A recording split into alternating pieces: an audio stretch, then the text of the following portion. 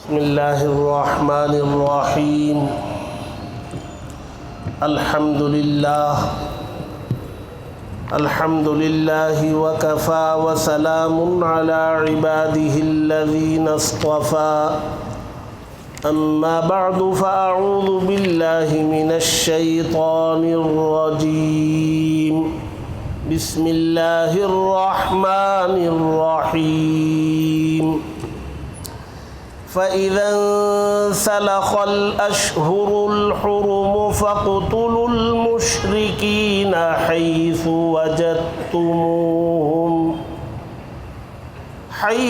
وَجَدتُّمُوهُمْ وَخُذُوهُمْ وَاحْصُرُوهُمْ وَاقْعُدُوا لَهُمْ كُلَّ مَرْصَدٍ فَإِن تابوا وأقاموا الصلاة وآتوا الزكاة فخلوا سبيلهم إن الله غفور رحيم صدق الله العظيم. بزرگان محترم، عزیزان گرامی،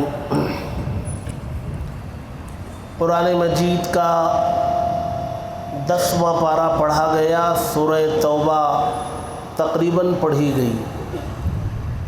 گزشتہ جمعرات کا دن تھا، ہم نے تراویح کی نماز شروع کی تھی، اور آج جمعرات کا دن ہے. 8 تراویح ہم نے پڑھی اور قرآن مجید کے 10 پارے مکمل ہوئے. اللہ تبارک و تعالی ان پڑھے اور سنے گئے 10 پاروں کو قبول فرمائے.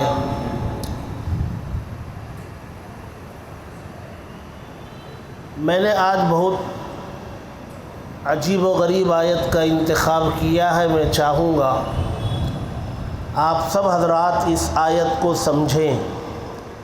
یہ آیت غیر مذہب والے اس آیت کو اٹھا کر اسلام پر اعتراض کرتے. میں یہ چاہتا ہوں کہ یہ آیت آپ بھی سمجھیں اور یہ ریکارڈ بھی ہوگی، تو جو سنیں گے وہ سب اس آیت کو سمجھ پائیں گے. غیروں کو جواب دینا آسان ہو سکے گا. درمیان میں ہو سکتا ہے میں کچھ سوال بھی کر لوں یہ جاننے کے لیے کہ آپ سمجھ بھی پا رہے ہیں کہ نہیں. پہلی بات یہ ہے کہ اسلام امن پسند مذہب ہے. امن چاہتا ہے. اختلاف، انتشار، لڑائی جھگڑا، فتنہ، فساد اسلام نہیں چاہتا. اسلام جہاں پوری طاقت کے ساتھ تھا اور آج ہے، وہاں بھی کسی مذہب کے ماننے والوں سے کوئی لڑائی جھگڑا کچھ نہیں. امن. لکم دینکم ولی دین، یہ قرآن کا اعلان. آج آیتیں پڑھی گئیں 10ویں پارے میں، رکوع نمبر 4 میں، وَإِن جَنَحُوا لِلسَّلْمِ فَاجْنَحْ لَهَا. اس کے معنی یہ ہے کہ نبی اگر دشمن آپ سے صلح کرنا چاہے آپ کر لو. وَتَوَكَّلْ عَلَى اللَّهِ. اور اگر وہ دھوکہ دینے کے لیے صلح کرنا چاہتے ہیں، دکھاوے کے لیے، پھر پلٹ کے حملہ کر دیں گے، آپ اس چکر میں مت پڑو. نبی آپ کوئی صلح کرنا چاہتا ہے کر لو. وتوکل علی اللہ، اللہ پر بھروسہ کرو. قرآن مجید کے 5ویں پارے میں ایک چھوٹا سا ٹکڑا ہے، آیت کا ایک ٹکڑا ہے، والصلح خیر. یہ پورا اصول ہے. کیا مطلب اس کا؟ صلح سراپا خیر ہے. صلح کہتے ہیں کمپرومائز، لڑائی جھگڑے کے ختم کرنے کو صلح کہتے. تو قرآن نے ایک اصول بیان کیا، والصلح خیر. بھائی صلح میں خیر ہے، کر لو.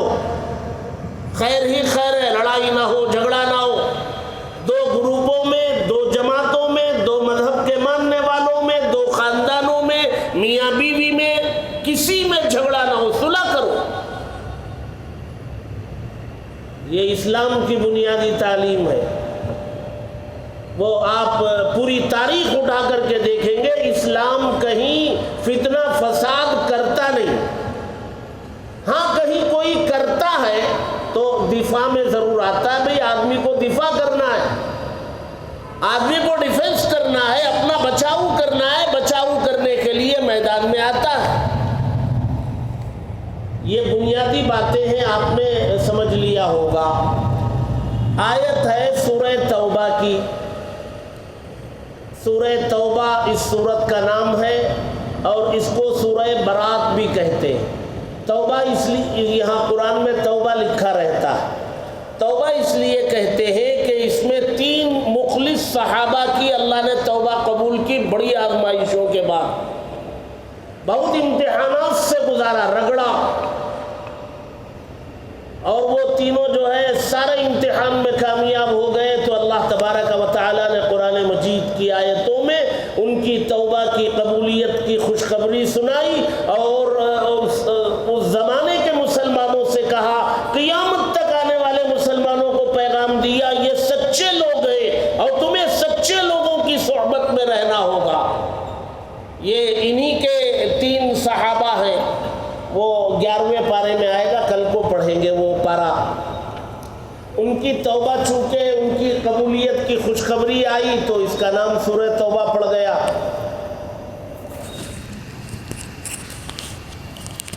اور سورہ برات بھی اس کو کہتے ہیں. برات اس لیے کہتے ہیں, برات کے معنی بری ہونے کے, یعنی تعلق ختم کر لینے کو برات کہتے ہیں, بری کہتے ہیں. یہ سورت شروع ہو رہی ہے لفظ براءت سے. براءۃ من اللہ ورسولہ, اللہ اور اس کے رسول بری ہیں. کس سے؟ مشرکین سے. اس لیے اس کا نام سورہ برات بھی ہے. اس کی آیت نمبر 5 ہے جو میں نے پڑھی. 5 نمبر آیت کا مطلب کیا ہے؟ فَإِذَا انْسَلَخَ الْأَشْهُرُ الْحُرُمُ, جب اشہر حرم گزر جائیں. اشہر حرم کہتے ہیں عظمت والے 4 مہینے, عظمت والے مہینے. وہ 4 ہیں, ایک رجب ہے اور پھر شوال ہے, ذی قعدہ ہے, ذی الحج ہے. یہ 4 مہینے اشہر حرم. اللہ تبارک و تعالیٰ فرما رہے فَإِذَا انْسَلَخَ الْأَشْهُرُ الْحُرُمُ, یہ 4 مہینے عظمت کے جب گزر جائیں, فَاقْتُلُوا الْمُشْرِكِينَ حَيْثُ وَجَدْتُمُوهُمْ, مشرکین کو ختم کرو جہاں ان کو پاؤ. اسی پر ان کا اعتراض ہے.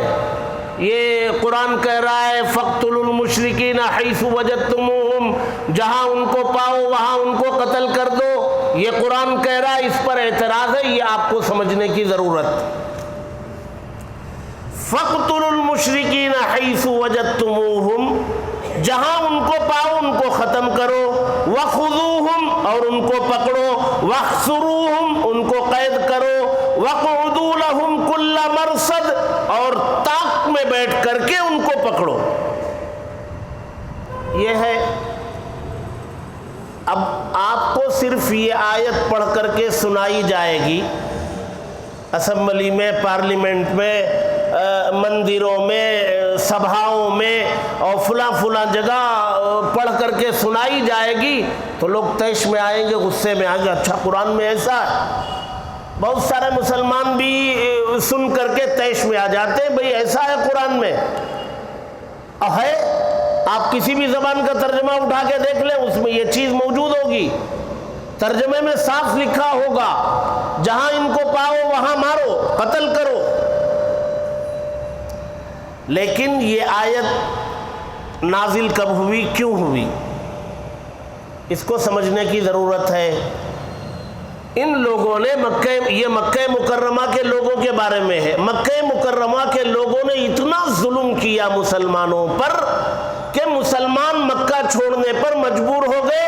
یہاں تک کہ اللہ کے نبی صلی اللہ علیہ وسلم نے بھی مکہ چھوڑ دیا, مدینہ منورہ آ گئے. مدینہ منورہ آ کے رہنے لگے تو بھی سکون سے رہنے نہیں دیا. بدر ہوئی, احد ہوا, خندق ہوئی, یہ سب جنگیں ہوئی.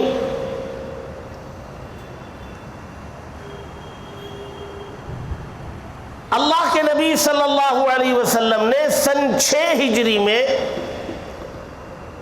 خواب میں دیکھا کہ اللہ کے نبی عمرہ کر رہے ہیں، لہذا ہجرت کر کے 6 سال ہو گئے تھے، اللہ کے نبی نے خواب میں دیکھا تو عمرے کے لیے مدینہ منورہ سے مکے کے لیے نکلے۔ تو مکہ مکرمہ سے کچھ پہلے ان مکے کے لوگوں نے آ کر کے روک دیا کہ آپ مکے میں نہیں آ سکتے۔ اللہ کے نبی احرام باندھے تھے، صحابہ سب عمرے کا احرام باندھ چکے تھے، چونکہ میقات پر احرام باندھنا ہوتا ہے تو مدینہ منورہ کے پاس اب یار علی میقات ہے، احرام باندھ لیا گیا، لیکن یہ مکے میں داخل ہونے نہیں دینا چاہتے تھے۔ اللہ کے نبی صلی اللہ علیہ وسلم نے وہیں پڑاؤ کیا، اس مقام کا نام حدیبیہ، کئی دن تک رکے رہے، دونوں میں بات چیت ہوتی رہی۔ اللہ کے نبی چاہتے تو وہیں اسی وقت لڑائی کرتے، جہاد کرتے، جنگ کرتے، صحابہ نے کہا بھی، لیکن اللہ کے نبی نے جنگ نہیں کی، مصالحت کی بات کی، ادھر سے کچھ لوگ آتے، ادھر سے کچھ لوگ جاتے، یہاں تک کہ معاہدہ ہو گیا، کمپرومائز ہو گیا۔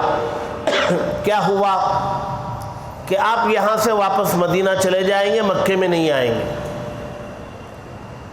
اللہ کے نبی نے مان لیا، کہا آپ کے یہاں سے کوئی واپس لوٹ کر کے مکہ آ جائے تو ہم واپس نہیں کریں گے، اور ہمارے یہاں سے کوئی اسلام قبول کر کے جائے گا مدینہ تو آپ واپس کر دیں گے۔ اللہ کے نبی نے کہا ٹھیک ہے، اچھی بات، آئندہ سال عمرے کے لیے آؤ گے، 3 دن رہو گے مکے میں، اس سے زیادہ نہیں۔ کہا ٹھیک ہے، ہتھیار کوئی نہیں ہوگا، ٹھیک ہے، تلوار چاہو تو رکھ سکتے ہو لیکن وہ میان میں ہوگی، ننگی تلوار نہیں ہوگی۔ کہا ٹھیک ہے، اچھی بات۔ اللہ کے نبی سارے شرائط مانتے رہے، صلح کرتے رہے، اور ہم آپس میں کوئی جھگڑا نہیں کریں گے 10 سال تک۔ آپ مدینے میں ہیں، ہم مکے میں ہیں، ہمارے درمیان اب لڑائی نہیں ہوگی، 10 سال تک کوئی جنگ نہیں ہوگی۔ اللہ کے نبی نے کہا ٹھیک ہے۔ اچھا، آج کے دن چھوٹے چھوٹے قبیلے ہوا کرتے تھے، آج کے دن جو قبیلہ آپ کے ساتھ ہو جائے گا وہ آپ کی جماعت میں شمار ہوگا، جو قبیلہ ہمارے ساتھ ہوگا وہ ہماری جماعت میں شمار ہوگا۔ اللہ کے نبی نے کہا ٹھیک ہے۔ مکے کے قریب ایک قبیلہ تھا بنو خزاعہ، انہوں نے اعلان کیا ہم محمد صلی اللہ علیہ وسلم کے ساتھ ہیں، اور ایک قبیلہ تھا بنو بکر، انہوں نے اعلان کیا کہ ہم مکے کے قریش کے ساتھ ہیں، ٹھیک ہے۔ اب جنگ نہیں ہونے کی جو معاہدہ ہے وہ محمد صلی اللہ علیہ وسلم کے ساتھ بھی ہے، اور جو ان کے ساتھ ہو گئے ان سب کے ساتھ یہ معاہدہ ہے۔ یہ معاہدہ ہو گیا، اللہ کے نبی واپس چلے گئے مدینہ، احرام وہیں کھولا، جانوروں کو وہیں ذبح کیا، اور آپ چلے گئے مدینہ۔ شرط کے مطابق 1 سال کے بعد سن 7 ہجری میں ہجرت کر کے 7 سال ہوئے تھے، 7ویں سال میں آپ عمرے کے لیے آئے، اور شرط کے مطابق 3 دن مکے میں رہے، عمرہ کیا، واپس ہو گئے۔ اللہ کے نبی کے واپس جانے کے بعد 5-6 مہینے کے بعد وہ قریش کے ساتھ جو قبیلہ جڑا تھا بنو بکر، اس نے حملہ کر دیا اس قبیلے پر جو محمد صلی اللہ علیہ وسلم کے ساتھ جڑا تھا بنو خزاعہ پر، اور قریش نے ہتھیاروں سے مدد کر دی ان کی، بنو بکر کی۔ گویا قریش اور ان کے ساتھ جڑا ہوا قبیلہ بنو بکر نے معاہدے کے شرط کی خلاف ورزی کی کہ دونوں کے درمیان کوئی جنگ نہیں ہوگی، ایک دوسرے پر کوئی حملہ نہیں کیا جائے گا۔ یہ جو معاہدہ تھا اس معاہدے کو توڑ دیا بنو بکر نے جو ان قریش کے ساتھ جڑا تھا، اور قریش نے ہتھیاروں سے ان کی مدد کر دی۔ معاہدہ ٹوٹ گیا، کس کی طرف سے ٹوٹا؟ قریش مکے کے لوگوں کی طرف سے ٹوٹ گیا۔ بنو خزاعہ نے اللہ کے نبی سے شکایت کی، اللہ کے نبی صلی اللہ علیہ وسلم نے کہا تیاری کرو، جائیں گے مکے پر۔ انہوں نے معاہدہ توڑ دیا، 10 سال کے لیے معاہدہ ہوا تھا کہ آپس میں لڑائی نہیں ہوگی، انہوں نے معاہدہ توڑ دیا، تیاری کرو۔ اب مدینہ منورہ میں تیاری شروع ہونے لگی، خبر پہنچ گئی مکے میں، تو ان کی حالت خراب ہو گئی مکے کے لوگوں کی، قریش کی۔ اللہ کے نبی تیاری کر رہے ہیں، آئیں گے تو پتہ نہیں کیا ہوگا، اس لیے انہوں نے ابو سفیان کو بھیجا، جاؤ جا کے بات کرو، وہیں تھما دو، مسئلہ غلطی ہو گئی اور یہ معاہدے کو رینیول کر لو، تجدید کر لو۔ ابو سفیان آئے مدینہ منورہ میں، جی حضرت ابو بکر کو پکڑا، حضرت عمر کو پکڑا، اللہ کے نبی کے جو جو قریب ہیں ان صحابہ کو پکڑا، نبی کی خدمت میں لے چلو، ہم سے غلطی ہو گئی، ہم دوبارہ اس کو تجدید کرنا چاہتے ہیں، اگریمنٹ کو رینیول کرنا چاہتے ہیں، آپ لے کے چلو۔ لیکن کوئی صحابی لے کے نہیں گئے ان کو۔ ابو سفیان کی بیٹی تھی ام حبیبہ، وہ اللہ کے نبی صلی اللہ علیہ وسلم کے نکاح میں تھی، بیوی تھی اللہ کے نبی کی، باپ ادھر تھے، بیٹی نبی کی بیوی تھی، تو بیٹی سے ملنے کے لیے گھر پر آئے، باپ تھے آ سکتے تھے۔ اسلام نے غیر مذہب کے، اگر غیر مذہب میں ہو ماں باپ، ان کا بھی ادب احترام کرنے کا حکم دیا، حقوق ادا کرنے کا حکم دیا، رشتہ باقی رکھنے کا حکم دیا، ختم کرنے کی بات نہیں کی۔ یہ بیٹی سے ملنے گھر میں آئے، اب بیٹی کے گھر میں باپ آئے تو بیٹی کو تو بہت خوشی ہوتی ہے، عید ہو جاتی ہے اور بہت کچھ کرنے لگتی ہے بچیاں۔ بیٹیوں کا دل بڑا نرم ہوتا ہے، بہت نرم ہوتا ہے، ماں باپ سے بڑا لگاؤ ہوتا ہے، بڑا تعلق ہوتا ہے، ہر بیٹیوں کا یہی حال ہے جی۔ وہ رہیں گی اپنے سسرال میں شوہر کے پاس، لیکن دل اٹکا رہتا ہے ماں باپ کے گھر پہ جی۔ تو اب ام حبیبہ کو بھی بڑی خوشی ہوئی، اب اپنے ابا کو بٹھانے کے لیے ایک جگہ بٹھانا چاہا، وہاں بستر بچھا ہوا تھا، چادر وغیرہ بچھی ہوئی تھی پہلے سے۔ ابو سفیان باپ کو لے جا کے وہاں بٹھانا چاہا، وہ چادر اٹھا کے الٹ دیا، گھڑی کر کے ایک طرف کر دیا اور خالی زمین پر بیٹھنے کے لیے کہا۔ حالانکہ اس چادر پر اس کو جھاڑتی اور کچھ لا کے بچھا کے بٹھاتے، لیکن ام حبیبہ نے اس کو بھی الٹ دیا۔ تو ابو سفیان نے پوچھا کیا بات ہے، بستر میرے لائق نہیں یا میں بستر کے لائق نہیں؟ بیٹی نے کہا آپ بستر کے لائق نہیں، یہ میرے آقا کے سونے کا بستر ہے، آپ نہیں بیٹھ سکتے اس پر۔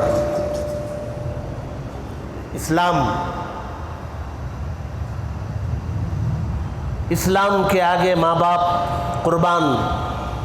صحابہ اللہ کے نبی سے جب بھی کوئی بات کرتے تو کہتے فداہ ابی و امی، میرے ماں باپ آپ پر قربان، نبی فرمائیے، پہلے یہ کہتے تھے فداہ ابی و امی، میرے ماں باپ آپ پر قربان، فرمائیے کیا حکم ہے؟ تو ابو سفیان نے کہا میرے سے الگ ہو کر کے تم غلط راستے پر چل پڑی ہو۔ خیر ابو سفیان کی ملاقات نہیں ہوئی، کچھ ہوا نہیں، ابو سفیان واپس آ گئے ناکام۔ اللہ کے نبی صلی اللہ علیہ وسلم مکہ مکرمہ گئے،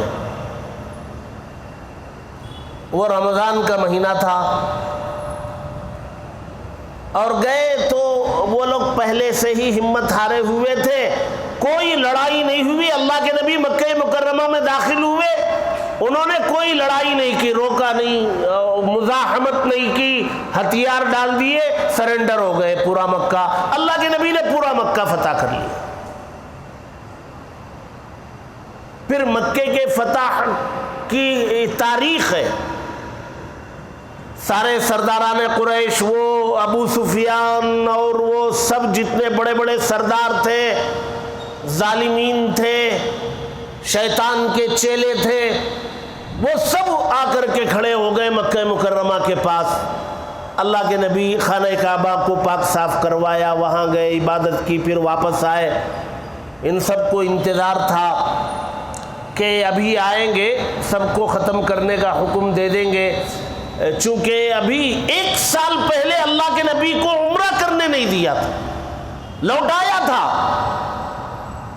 اور معاہدہ کیا تھا کہ 10 سال جنگ نہیں کریں گے، اور مکے سے نکلنے پر مجبور کیا تھا، اب معاہدے کو توڑا تھا، ان کو خود یہ یقین تھا کہ اب ہمارا کام تو ہو گیا، لیکن ہمارے نبی کے اخلاق تھے، خانہ کعبہ سے باہر نکلے تو اعلان کیا آج کسی پر کوئی کوئی پکڑ نہیں، سب آزاد ہے، جاؤ۔ یہ فَاقْتُلُوا الْمُشْرِكِينَ، اگر یہ آیت پر عمل کرنا ہوتا تو اللہ کے نبی اسی وقت عمل کرتے، خانہ کعبہ سے نکلتے، اللہ کے نبی کے سامنے سب کھڑے ہوئے تھے سر جھکا کر کے، لیکن اللہ کے نبی نے اعلان کیا اذهبوا فانتم الطلقاء لا تثریب علیکم اليوم، کوئی پکڑ نہیں، جاؤ تم سب آزاد۔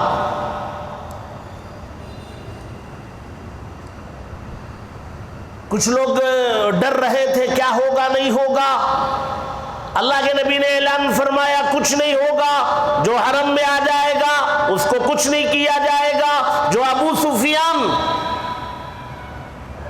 جو جنگوں میں پیش رہا کرتے تھے، اللہ کے نبی نے فرمایا ابو سفیان کے گھر میں جو چلا جائے گا اس کے ساتھ بھی چھیڑ چھاڑ نہیں کی جائے گی۔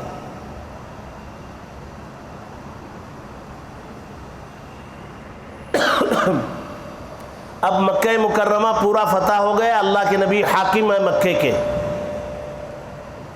آپ لوگ پڑھے لکھے ہیں، تاریخ جانتے ہیں، ہسٹری آپ پڑھے ہیں، جو کوئی کسی ملک کو فتح کرتا ہے تو سارے ملک کو تباہ و برباد کر دیتا ہے، کوئی نشانی باقی رہنے نہیں دیتا، لیکن اللہ کے نبی صلی اللہ علیہ وسلم نے وہاں کچھ نہیں کیا، چلے آئے واپس مدینہ منورہ، چلے آئے، وہاں ذمہ داریاں دے دی، واپس چلے آئے۔ وہ تھا رمضان کا مہینہ، رمضان کے بعد حج کا زمانہ شروع ہو جاتا ہے، رمضان ہوتے ہی حج کا زمانہ ہے۔ اب نہ ہوائی جہاز آئی کہ صبح بیٹھے ظہر کی نماز جدہ میں پڑھ لیے، مکے میں پڑھ لیے، پہلے تو مہینوں کا سفر ہوتا تھا، اور وہاں مکے مدینے سے مکے کے جانے کے لیے بھی کئی دن کا سفر ہوتا تھا۔ تو صحابہ اکرام نے حج کا ارادہ کیا، اللہ کے نبی صلی اللہ علیہ وسلم نے حضرت ابو بکر کو حج کا امیر بنا کر کے جو جانے والے صحابہ تھے ان کو حج میں بھیج دیا، اللہ کے نبی نہیں گئے، یہ 9 ہجری ہے، ابو بکر گئے۔ ابو بکر جانے کے بعد قرآن مجید کی آیتیں نازل ہوئی، ان آیتوں کو لے کر کے حضرت علی کو دے کر کے بھیجا اللہ کے نبی نے، جاؤ یہ اعلان کر دو مکہ مکرمہ میں حج کے ایام میں سب جگہ اس کا اعلان کر دو۔ ان میں کیا تھا، مکہ مکرمہ میں 4 قسم کے لوگ تھے۔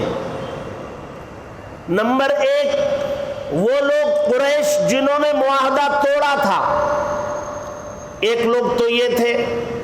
کچھ لوگ وہ تھے جن سے اللہ کے نبی نے ایک متعین مدت تک معاہدہ کیا تھا، کچھ قبیلوں سے معاہدہ تھا اور اس کا پیریڈ متعین تھا، اس میں 9 مہینے باقی تھے اب بھی۔ کچھ لوگ یہ تھے، کچھ لوگ وہ تھے جن سے معاہدہ تھا اس میں مدت نہیں تھی، بغیر مدت کے معاہدہ تھا اللہ کے نبی کا۔ کچھ لوگ وہ تھے جن سے کوئی معاہدہ نہیں تھا، 4 قسم کے لوگ تھے۔ تو جن سے کوئی معاہدہ نہیں تھا اور جن سے معاہدہ بغیر مدت کی تعین کے تھا، ان دونوں کے بارے میں قرآن مجید میں یہ حکم آیا کہ آج سے 4 مہینہ تم مکہ مکرمہ میں رہ سکتے ہو۔ کتنے مہینے؟ 4 مہینے۔ ایسا نہیں کیا کہ آج فتح ہوا آج ہی مکہ خالی کر دو۔ اسلام ہے، ہمارے نبی کے اخلاق ہیں، ہمارے نبی کو جو قرآن کی آیتیں نازل ہوئیں اس میں ان دونوں جماعتوں کے بارے میں یہ حکم آیا کہ آج سے 4 مہینے تم رہو اور اپنا ٹھکانہ اکانا کیا ہے دیکھ لو اور ٹھکانہ دیکھ کر کے منتقل ہو جاؤ۔ جو غیر مذہب والے ہیں ان کو، وہ لوگ جن سے معاہدہ متعین مدت تک کے لیے تھا، ان کے 9 مہینے باقی تھے، ان کو حکم آیا کہ وہ مدت پوری کریں، ان کو 9 مہینے رہنے دیں، 9 مدت معاہدہ تم نے کر رکھا ہے، مدت پوری ہونے سے پہلے نہ نکالو۔ اب ایک جماعت رہ گئی جنہوں نے معاہدہ توڑا تھا، ان کو مارنا ہوتا تو جب فتح ہوا تھا تبھی مار دیے ہوتے، لیکن یہاں ان کے لیے حکم آیا کہ عظمت والے 4 مہینے، وہ ایک تو رجب ہے رمضان سے پہلے، شوال، ذی قعدہ، ذی الحج، نہیں ذی قعدہ، ذی الحج، محرم، یہ 3 مہینے اور ایک رجب، یعنی حج کا زمانہ ختم ہونے کے بعد محرم کا مہینہ وہ ختم ہو جائے، ان 3 مہینوں کے بعد، ان 3 مہینوں کے اندر وہ مکہ خالی کر دے۔ 3 مہینے، فَإِذَا انْسَلَخَ الْأَشْهُرُ الْحُرُمُ، یہ اشہر حرم، یہ عظمت والے مہینے یہ مکمل ہو جائے، اس سے پہلے یہ مکہ خالی کر دے۔ اگر مکہ خالی نہ کرے اور عظمت والے مہینے پورے ہو جائے، اس کے بعد بھی مکے میں ملے تب ان کو ختم کرو۔ مکہ فتح ہوتے ہی یا ظالمانہ داخل ہو کر کے یا جہاں ملے وہاں ان کو مارو، یہ حکم نہیں ہے۔ مکہ فتح ہوا، اللہ کے نبی نے سب کو عام معافی دے دی، کسی پر کوئی ہاتھ تک اٹھانے نہیں دیا، اللہ کے نبی چلے گئے، وہ لوگ مکے میں رہنے لگے، رہ رہے تھے۔ پھر حج کا زمانہ آیا، ابو بکر کو امیر بنا کر کے بھیجا، اس کے بعد قرآن مجید کی آیتیں نازل ہوئی، حضرت علی کے ذریعے یہ آیتیں دے کر کے بھیجی، اعلان کرو 4 جماعتوں کے لیے 3 حکم آئے اس میں۔ ایک حکم 4 مہینے مطلق، آج کی تاریخ سے 4 مہینے کے اندر خالی کر دو۔ یہ وہ لوگ تھے جن سے کوئی معاہدہ نہیں تھا یا معاہدہ تھا کوئی مدت متعین نہیں تھی، ان کو 4 مہینے کا وقت دیا گیا حج کے زمانے سے۔ ایک جماعت وہ تھی جن سے معاہدہ تھا، مدت متعین تھی، 9 مہینے باقی تھے، ان کے بارے میں کہا گیا 9 مہینے کی مدت پوری کرو۔ ایک جماعت وہ تھی جنہوں نے معاہدہ توڑا تھا، ان کے بارے میں کہا گیا کہ یہ عظمت والے مہینے محرم پر ختم ہو رہے، اس سے پہلے مکہ خالی کر دو، اور اگر تم خالی نہیں کرو گے تو محرم کے بعد تم ملو گے تو تمہارا کام تمام کیا جائے۔ بتائیے دنیا میں کون حاکم ہے جو فتح کے بعد معافی کا اعلان کر دے، اس کے بعد 4 مہینے 9 مہینے ٹائم دے؟ دنیا کا کون حاکم؟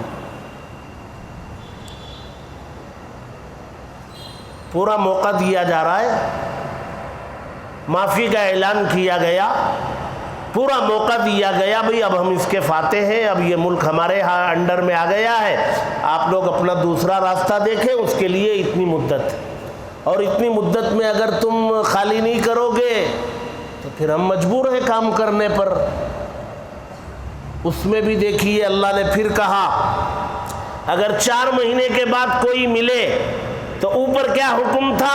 فَاقْتُلُوا الْمُشْرِكِينَ تھا نا، 4 یہ عظمت والے مہینے ختم ہونے کے بعد کوئی غیر ملا، اور ملتے ہی وہ کہنے لگا میں توبہ کرتا ہوں، ایمان لاتا ہوں، تو اللہ نے کہا فَإِن تَابُوا وَأَقَامُوا الصَّلَاةَ وَآتَوُا الزَّكَاةَ فَخَلُّوا سَبِيلَهُمْ، اگر وہ توبہ کرے اور تمہاری بات مان لے تو اس کا راستہ چھوڑ دو، اسے کچھ مت کرو۔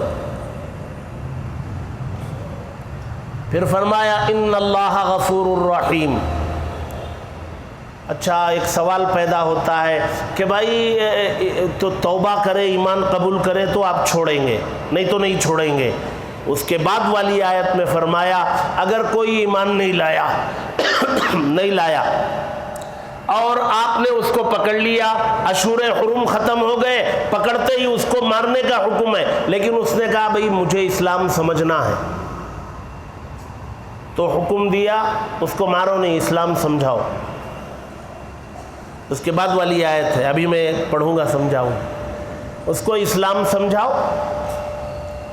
اور اگر وہ سمجھ لے اسلام سمجھ کر کے آ جائے تو ٹھیک ہے، اور اگر وہ سمجھانے کے باوجود کہتا ہے میری سمجھ میں نہیں آیا، تو وہ جہاں جانا چاہتا ہے وہاں اس کو پہنچا دو،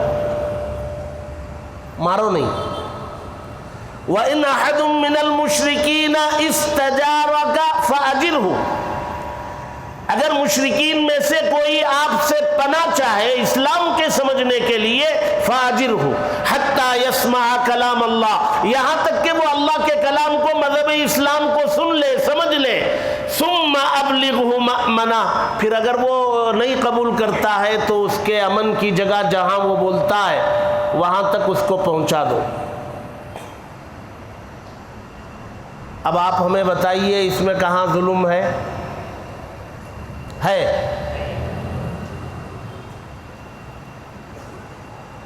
مکہ فتح ہوتے ہی سب کچھ کیا جا سکتا تھا۔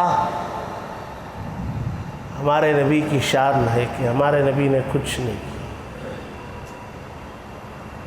چند جوشیلے صحابہ نے کاٹنے کے دن کا نعرہ لگایا تو نبی نے نعرہ بدل دیا کہ نہیں، کاٹنے کا دن نہیں ہے، رحم کرنے کا دن۔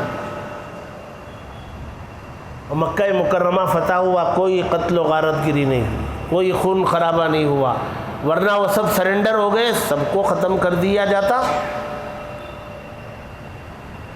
انہیں ٹائم دیا گیا اور مکہ خالی کرنے کا حکم دیا گیا، اور اس زمانے کے بعد ملے تو یہ کام کرنے کا حکم دیا گیا، لیکن اس میں کوئی اسلام قبول کر لے تو چھوڑ دے، اور اگر اسلام قبول نہ کرے، یہ کہے کہ میں سمجھنا چاہتا ہوں، اسے بھی چھوڑ دے، اس کو سمجھائے، اور سمجھانے کے بعد بھی وہ کہے میں نہیں قبول کرتا، تو وہ جہاں چاہتا ہے امن کی جگہ وہ بولتا ہے مجھے وہاں پہنچا دو، اس ملک میں پہنچا دو اس کو۔ اور تم کھڑے ہو کر کے کہتے ہو فَاقْتُلُوا الْمُشْرِكِينَ حَيْثُ وَجَدتُّمُوهُمْ، مشرکین کو قتل کرو جہاں پاؤ۔ یہ اتنا ہی ٹکڑا ہے، آپ کو پیچھے سے پورا پڑھنا پڑے گا نا، قرآن اوپر سے ہے۔ فَسِيحُوا فِي الْأَرْضِ 4 أَشْهُرٍ، مکہ مکرمہ میں گھوم لو پھر لو 4 مہینے۔ یہ کس کے لیے ہے؟ جن سے کوئی معاہدہ نہیں تھا، یا جن سے معاہدہ تھا بغیر مدت کے، ان کے لیے کہا گیا 4 مہینے گھوم پھر لو، اس سے پہلے تم جو ہے مکہ خالی کرو۔ اس کے بعد جن سے معاہدہ متعین مدت کے لیے تھا ان کے بارے میں آیت آئی الا الذين عاهدتم من المشركين ثم لم ينقصوكم شيئا ولم يظاهروا عليكم احدا فاتموا اليهم عهدهم الى مدتهم۔ جن سے متعین مدت تک کے لیے معاہدہ ہے انہوں نے کوئی شرارت نہیں کی، ان کی مدت پوری کرو۔ 3 جماعتیں ہو گئیں، چوتھی جماعت فَإِذَا انْسَلَخَ الْأَشْهُرُ الْحُرُمُ، یہ عظمت والے 4 مہینے جب مکمل ہو جائیں اس سے پہلے ان کو جانے کی اجازت ہے، بلکہ یہ چلے جائیں، خالی کر دیں۔ اور اگر ان 4 مہینوں میں عظمت والے 4 مہینوں کے ختم ہونے تک یہ اگر نہ نکلے مکے سے، فَإِذَا انْسَلَخَ الْأَشْهُرُ الْحُرُمُ، یہ اشہر حرم مکمل ہو جائے تو فَاقْتُلُوا الْمُشْرِكِينَ حَيْثُ وَجَدتُّمُوهُمْ، جہاں ان کو پاؤ وہاں ختم کرو۔ ان میں اگر فَإِن تَابُوا وَأَقَامُوا الصَّلَاةَ وَآتَوُا الزَّكَاةَ، کوئی توبہ کر لے، نماز پڑھنے لگے، زکوٰۃ دینے لگے، معاف کر دو، ان کا راستہ چھوڑ دو۔ اور اگر کوئی توبہ نہ کرے، وَإِنْ أَحَدٌ مِّنَ الْمُشْرِكِينَ، مشرکین میں سے کوئی تمہارے سے امن طلب کرے، دے دو امن، اسلام سمجھاؤ۔ اور وہ کہے کہ نہیں سمجھ میں آیا تو امن کی جگہ میں اس کو پہنچا دے۔ یہ ہے، اور اس کو لے کر کے جو ہے واویلا مچایا جا رہا ہے پورے ملک میں۔ آیت کا ایک ٹکڑا قرآن مجید میں ہے، یا ایھا الذین آمنوا، اے ایمان والو، لا تقربوا الصلاۃ، نماز کے قریب بھی نہیں جانا۔ جیسے ہے نا لا تقربوا الزنا، زنا کے قریب نہیں جانا، ویسے ہی قرآن میں ہے لا تقربوا الصلاۃ، نماز کے قریب نہیں جانا۔ اب خالی اتنا ہی پڑھا جائے نماز کے قریب نہیں جانا، تو اللہ تعالیٰ نے تو نماز پڑھنے سے منع کیا، کر رہا ہے۔ پڑھنے سے منع کیا؟ قریب جانے سے منع کر رہا ہے، یہی اس کے معنی ہے۔ لیکن اس کے بعد اللہ کیا فرماتے؟ وَأَنْتُمْ سُكَارَىٰ، نماز کے قریب بھی مت جاؤ اس حال میں کہ تم نشے میں ہو۔ یہ بعد والا پڑھیں گے تبھی پوری بات سمجھ میں آئے گی۔ یہ 5 آیتیں ہیں، 4 جماعتوں کے 3 حکم ان 5 آیتوں میں آئے ہیں، اور یہ جو 5ویں آیت میں حکم ہے کام تمام کرنے کا، اس میں تو پوری چھوٹ کے بعد، پوری رعایت کے بعد وہ حکم۔ لہذا کوئی یہ آیت پڑھ کے کچھ بولتا ہے ہمیں گھبرانے کی، تو ہم چیلنج کھلے، قرآن میں ایسا نہیں۔ قرآن میں تو امن ہے، پیس ہے، شانتی ہے، صلح کی بات ہے، کمپرومائز کی بات ہے۔ جی، دے کر کے صلح کر لو، لے کے نہ ہو، دے کے کر لو۔ تو ہمیں ان آیتوں کو، اب وہ جو ایک بدبخت تھا، پھر وہ کیا دھرم پریورتن کر کے ادھر چلا گیا، جی اس نے بھی کہا کہ 16 آیتیں کچھ نکالو، ہاں وہ یہ آیت بھی کوٹ کرتے ہیں اس میں۔ بھئی قرآن اللہ کا کلام ہے، اللہ کے نبی نے اس کو سمجھایا، صحابہ کو سمجھایا، صحابہ نے تابعین کو، تابعین نے تبع تابعین کو، پھر وہ سلسلہ چلے آ رہا ہے، چلتے چلتے چلتے آج جو علماء ہیں قرآن مجید پر جن کی نظر ہے، وہ اس کے ان آیتوں کے معانی و مطالب وہ سمجھتے ہیں۔ تمہیں الف نہیں معلوم، با معلوم نہیں، اور کوئی ضمیر فروش جو ہے وہ قرآن مجید کی آیت کوٹ کر کے تمہیں بتا دیا اور تم چیخنے چلانے لگے۔ جو ماہر ہیں اس کے، ان کے پاس آ کے بیٹھو۔ تو اس لیے یہ آیت جو ہے یہ کسی کو مارنے ختم کرنے کی بات نہیں کہتی ہے، پوری رعایت کے بعد، پوری چھوٹ کے بعد، سارے مواقع دینے کے بعد آخری درجے میں یہ کام کرنے کی اجازت دی گئی۔ اس میں بھی 2 مستثنا کیا گیا، توبہ کر لے تو چھوڑ دو، اور اسلام سمجھنے کا موقع مانگے تو دے دو۔ ہمیں لا کے بتاؤ ایسا مذہب دنیا میں کہیں۔ اور جو لوگ اس آیت پر اعتراض کرنے والے ہوتے ہیں وہ کمزوروں پر، ضعیفوں پر، جی مجبوروں پر، سڑکوں پر 15-20 مل کر کے اسے ختم کرتے ہیں۔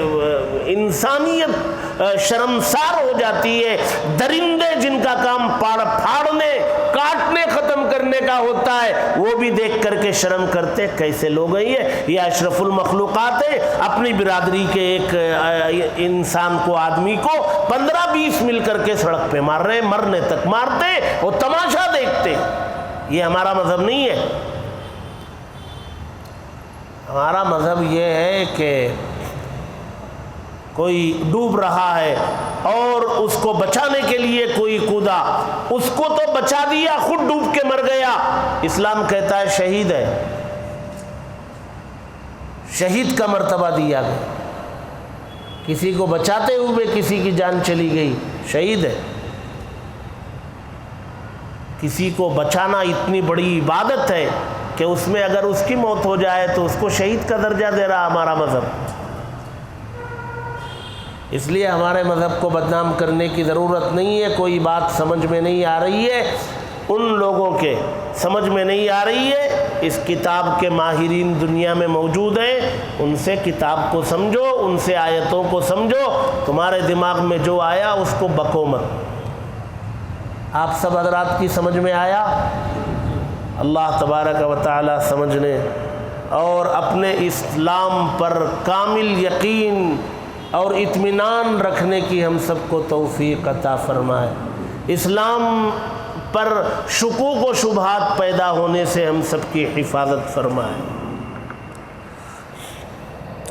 الحمدللہ رب العالمین والعاقبۃ للمتقین والصلاة والسلام علی رسولہ سیدنا محمد وآلہ واصحابہ اجمعین۔